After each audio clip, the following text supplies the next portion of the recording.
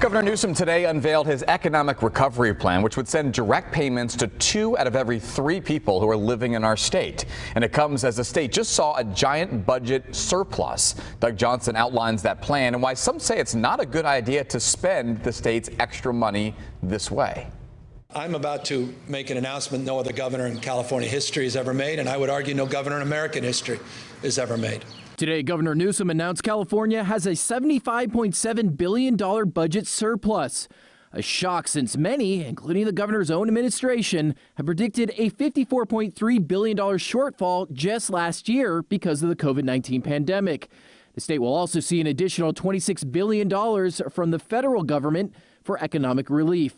We are now in a position to roll out a $100+ billion comeback plan in the state of California. And the first announcement in that plan we're announcing today, and that's immediate relief. The governor says up to 2/3 of Californians will get stimulus checks of $600 or more, while families with children could get an additional $500. That tax rebate will impact just shy of 80% of all tax filers will get a direct stimulus check. Some feel the governor could have invested that extra money more wisely into a rainy day fund, which we might need next year. Who's to say that things might not get out of control again in a year's time, and California will again be looking at help from the federal government? Sanjay Varshney is a professor of finance at Sacramento State University. He believes more stimulus checks could lead to inflation, a problem the state is already having issues with. The price of food has doubled in the grocery stores.